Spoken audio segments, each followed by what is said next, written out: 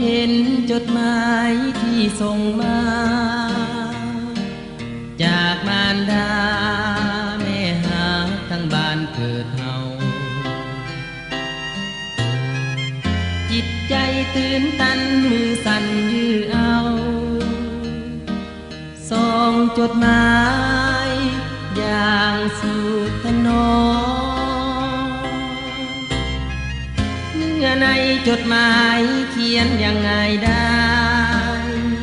แม่ถามสบายลูกหาที่แม่ห่วงใย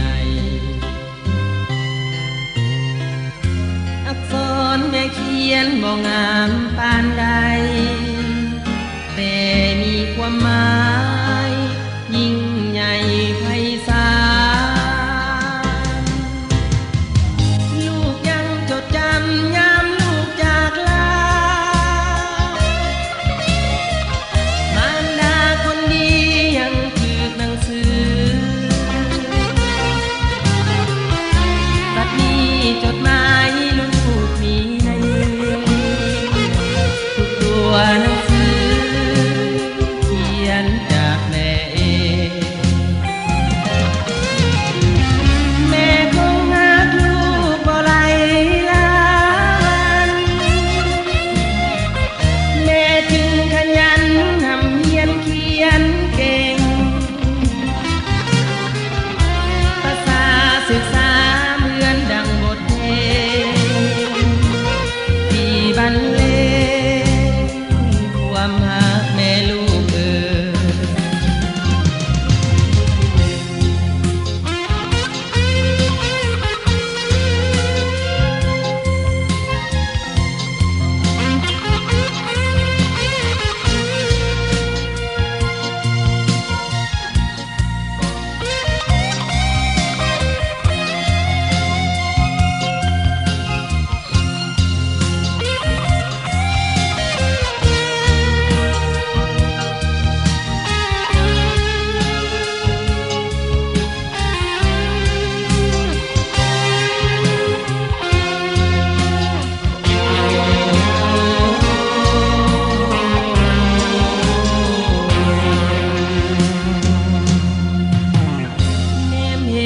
จดหมายที่ส่งมา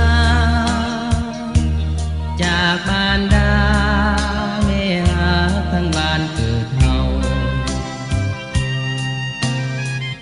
จิตใจตื่นตันมือสั่นยื้อเอาส่งจดหมายอย่างสุดถนอมเมื่อในจดหมายเขียนยังไงได้แม่ถามสบายลูกหาที่แม่ห่วงใยอักษรแม่เขียนบ่งามปานใดแต่มีความหมายยิ่งใหญ่ไพศาลลูกยังจดจำงามลูกจากลามารดาคนดียังถือหนังสือบัดนี้จดหมายลูกมีในมือทุกตัวหนังสือเขียนจากแม่เองแม่คงหักลูกบ่ไหลล้า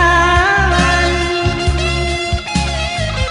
แม่จึงขยันทำเพียรเขียนเก่งภาษาศึกษาเหมือนดังบทเพลงที่บรรเล